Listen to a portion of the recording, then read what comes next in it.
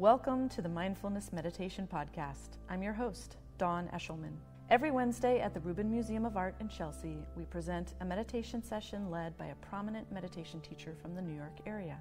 This podcast is a recording of our weekly practice. If you would like to join us in person, please visit our website at rubinmuseum.org/meditation.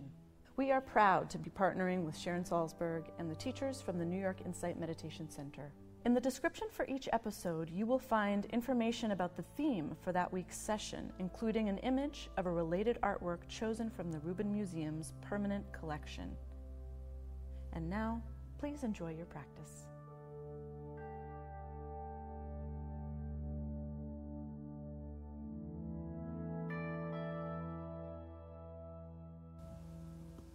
So great to have Tracy Cochran back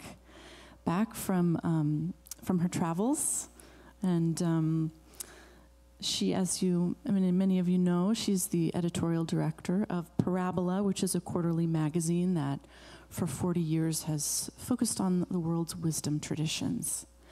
And she's a writer as well, and a teacher and practitioner of meditation. And you can find her at the New York Insight Meditation Center, as well as here at the Rubin. So please welcome her back, Tracy Cochran.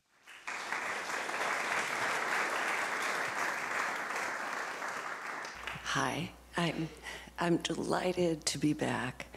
I just returned from a trip to England and then Denmark, which is the motherland. It's my mother's land, and it's even darker than here. And because it's so dark at this time of year, they relish coziness. And that's a word that doesn't really do it justice, but a way of coming together with friends and loved ones and finding warmth together and light together. So it feels very cozy to be here with you.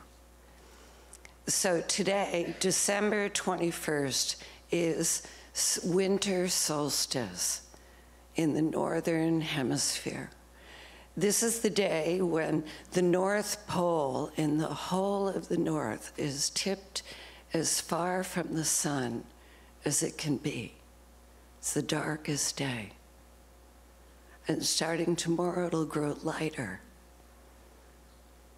So I wanted to share with you something that I find quite amazing about solstice. There was discovered, in ancient times actually, so it's not a new discovery, a wonderful and mysterious monument in Ireland named Newgrange. It's in Newgrange, so it's not the name of it, it's the place. No one knows for sure what Newgrange was for. Maybe rituals, maybe a tomb, but it had one extraordinary feature. It was designed so that exactly at sunrise on December 21st, on the solstice, sunlight would pour through a special opening over the entryway and flood a passageway and fill a chamber. And on the wall, there was a particular etching that no one really decodes up till now, of 3 spirals, and it would illuminate that. So what I wanted to offer is that this monument was discovered to be 5,000 years old. It was built before the pyramids in Gaza, before Stonehenge. It was a marvel of engineering and observation and sheer noticing. Can you imagine that? To design something so precisely that exactly at the moment of sunrise, sunlight floods a particular chamber. And it reminds me, often when we've met together, we've talked about how we can take refuge in this body, a body that came to us from ancient ancestors. And there are observatories like this all over the world, not just in Ireland. And it reminds us that this body, this heart, this mind is endowed with these same capacities that built that place. Same heart that beats, same breath that we can follow, same ability to see. So, people speculate, what was this for? What was this for? And they speculate, it was for capturing the sun on the shortest day. And honestly, we tend to think of our earliest ancestors as if they were children or as if they were primitive. But what if we didn't do that? What if we realized that they were noticing the moment when things changed, when they shifted, when the days went from growing darker to slightly lighter, and they marked that moment of turning? What if we realized that? Because it's really true. Nobody else has written that, but it struck me when I read descriptions of this marvelous place.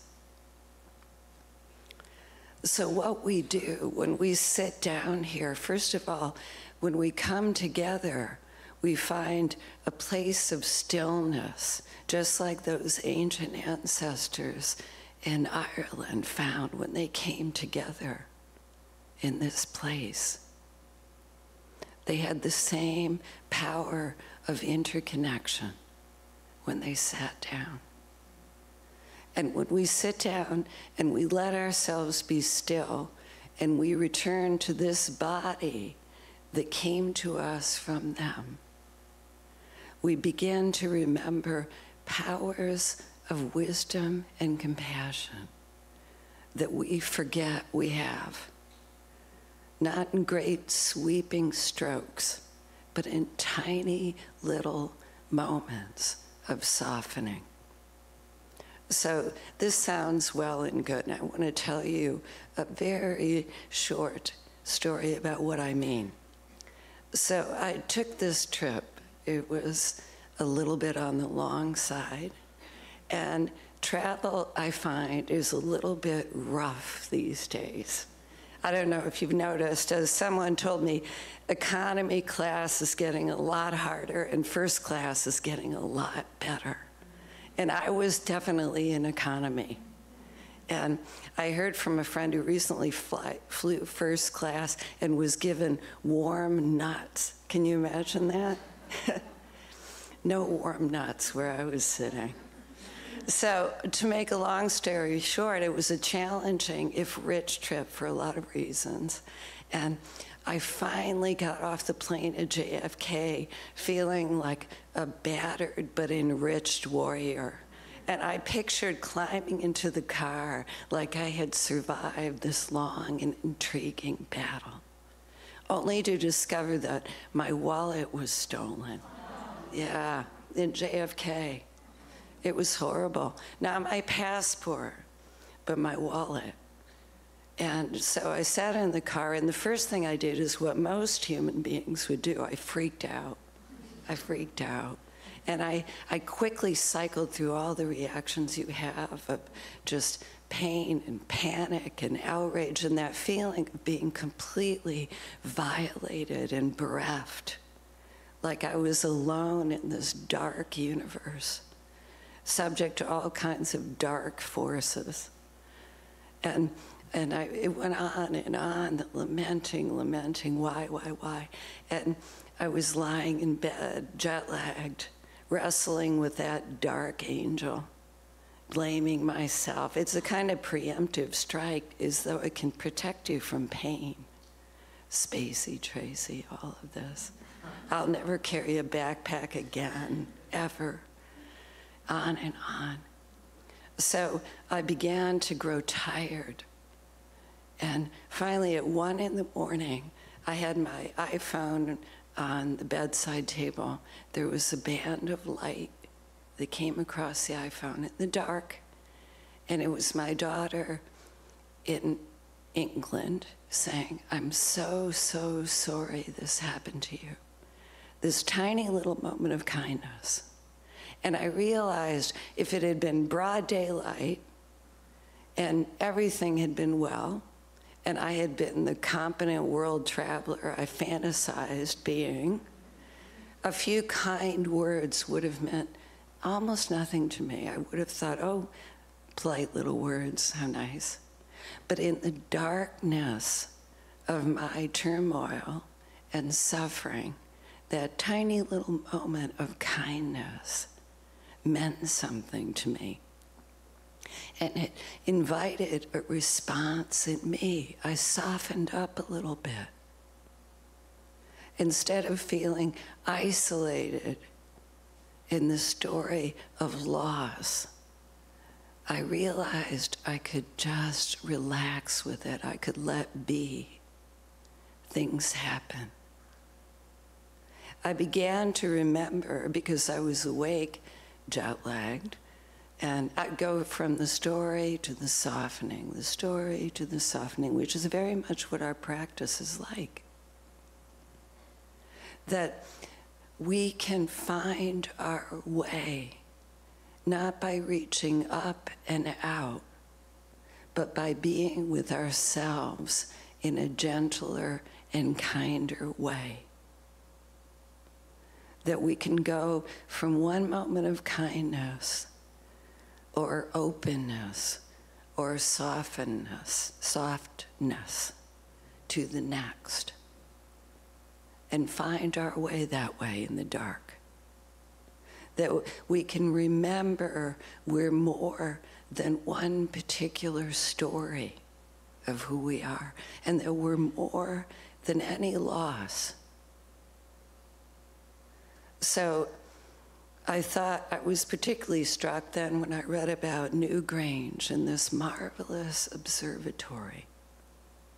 Because imagine what it's like in a world that's lit only by fire. Imagine how dark it is. And to see that sunrise flooding the chamber. Imagine the gratitude they would feel. It's extraordinary to us. And we don't have the same connection to outer nature that our earliest ancestors did. But we do have the same availability to our own nature, to how we are, because we're also part of nature. So remember and notice how it feels when you're lying in the dark and you're stressed out, or you're freaked out, or you're lonely, or you're feeling vulnerable, or you're feeling like something just can't be solved. What it's like to feel yourself begin to relax for a moment. It might be out of sheer exhaustion. I recommend exhausting yourself with worry, because then you can really notice and relish what it's like to begin to let go. And notice the action it has on you when someone smiles or says something kind, or some words touch you that feel sincere. And notice how you respond with openness, that there's something in you that's willing to be kind in turn and trust in turn. And realize that this is no small thing. That's why my Danish ancestors were so into coziness. They were on to something.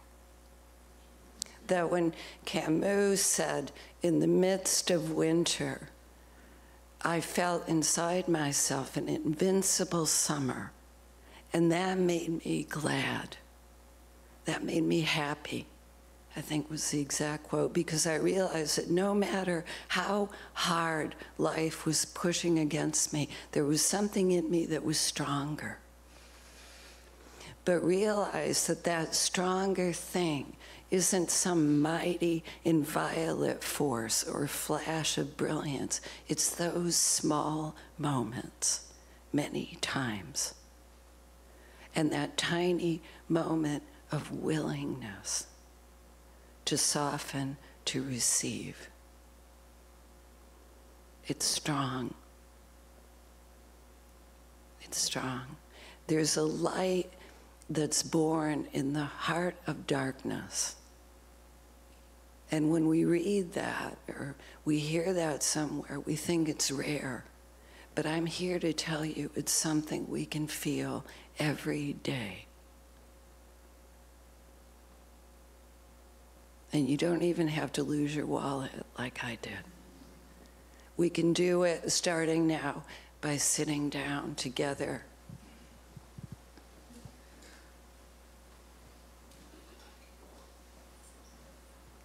So we take a comfortable seat, and we do it today with special gratitude for our common ancestors. Every one of us is sitting in a body that was given to them by the people that built places like the one I described.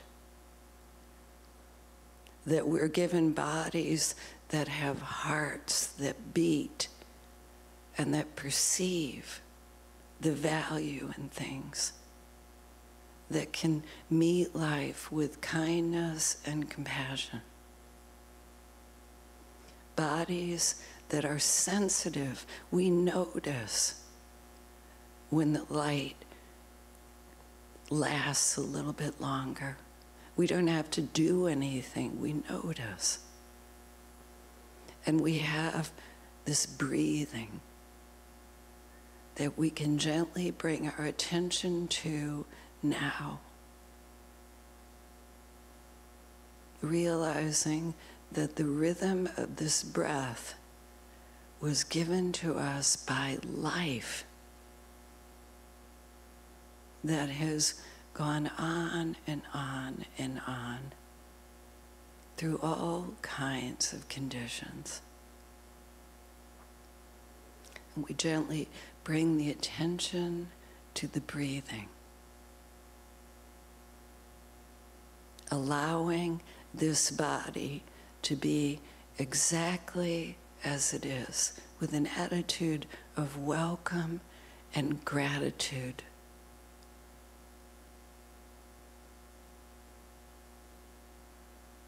How wonderful it is to have this body.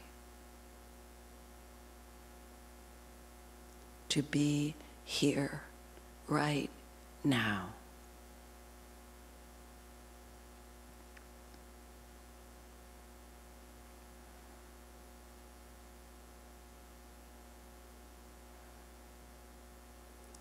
So we allow everything to happen just exactly as it is. The thinking, sensation, pictures in the mind. And when we notice we're being taken, we gently bring the attention back to the rhythm of the breath where we feel it most strongly today. Either the rise and fall of the chest or diaphragm, or at the nostrils, the sensation of the air. Picking one focus.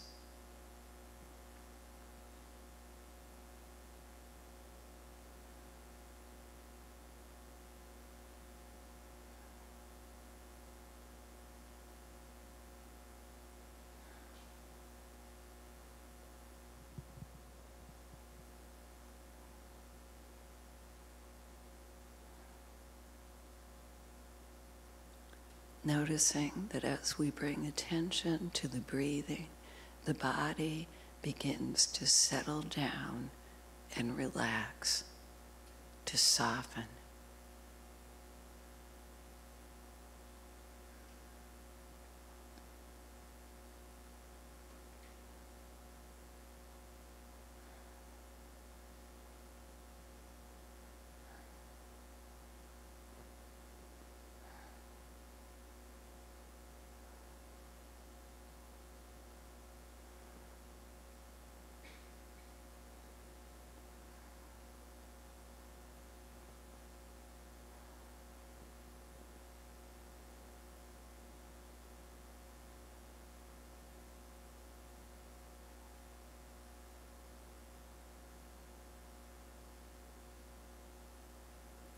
when we get taken by thinking, we gently come home to breathing,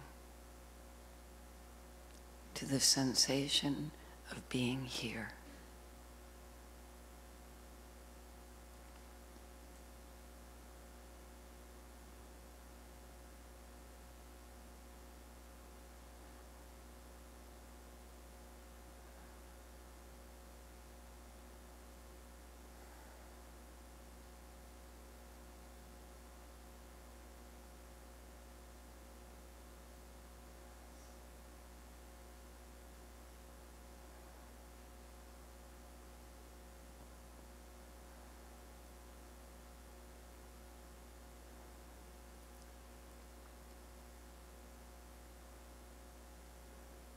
And we may notice as we begin to relax that when we make the movement home to the breath, we find a light of awareness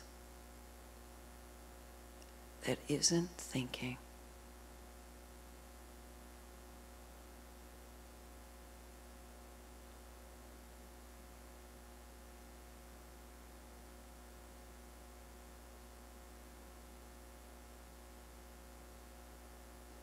And that its nature is kind, accepting, excluding nothing.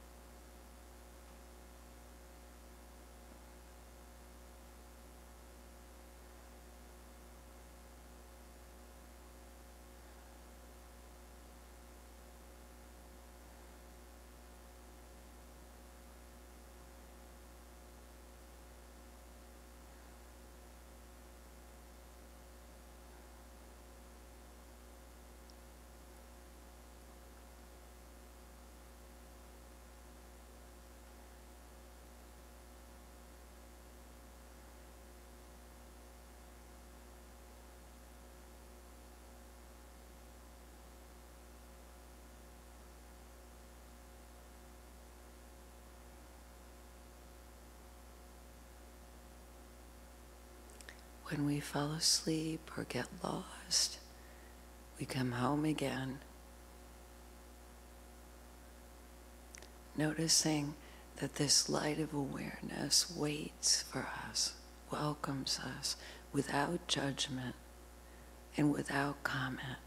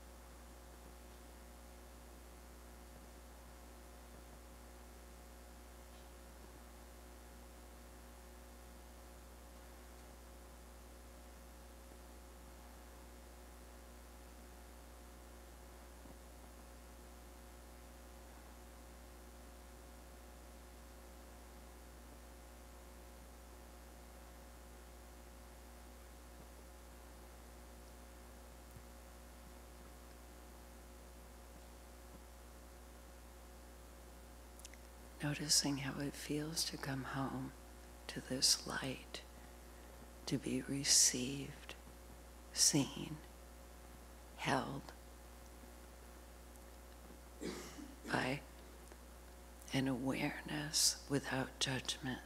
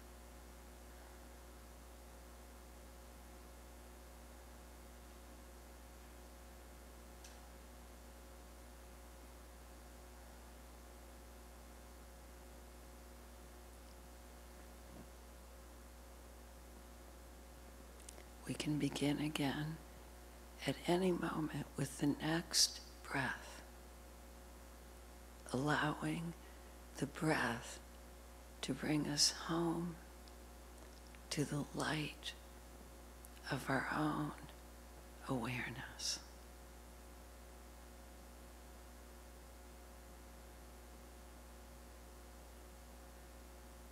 Our own deeper wisdom and compassion.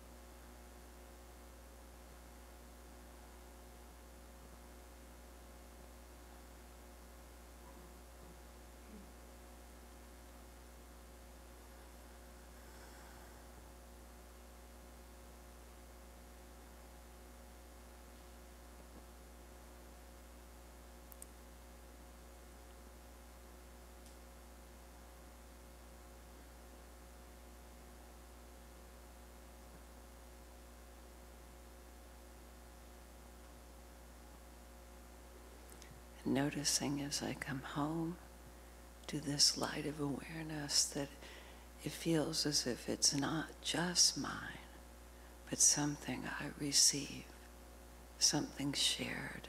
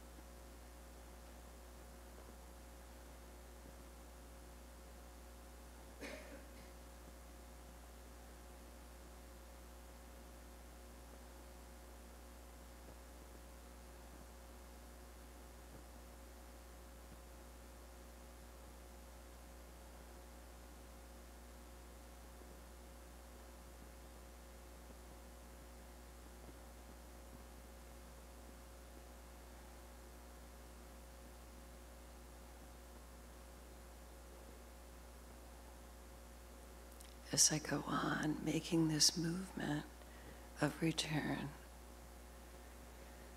I begin to remember that I'm part of life, part of a world that isn't just darkness, but also full of light.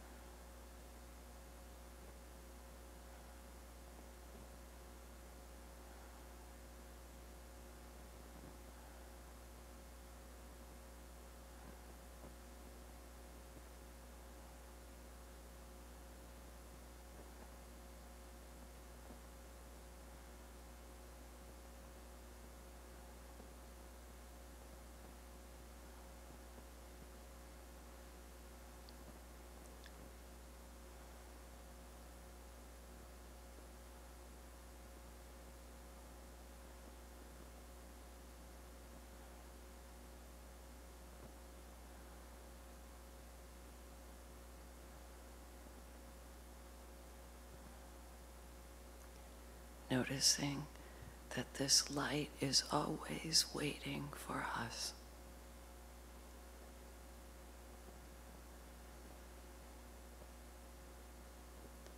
That there are no words to it, but it is not separate from wisdom, not separate from compassion. Its action is wise and kind.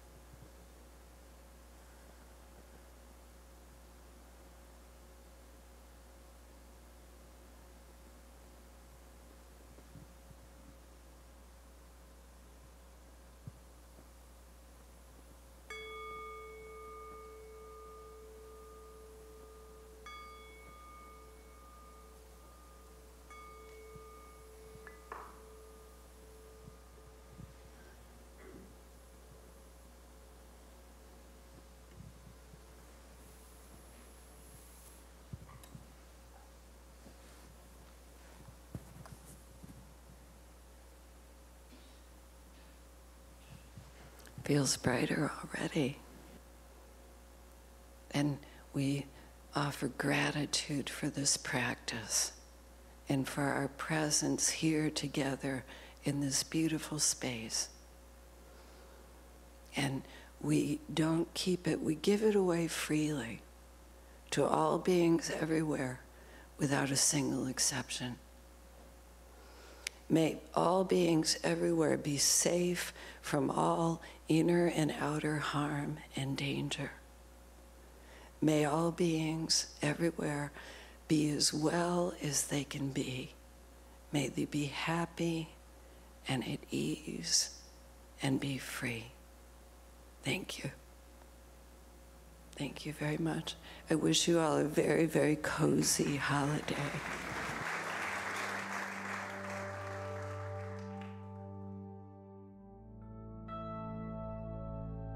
That concludes this week's practice. If you'd like to attend in person, please check out our website, rubinmuseum.org/meditation, to learn more. Sessions are free to Rubin Museum members, just one of the many benefits of membership. Thank you for listening. Have a mindful day.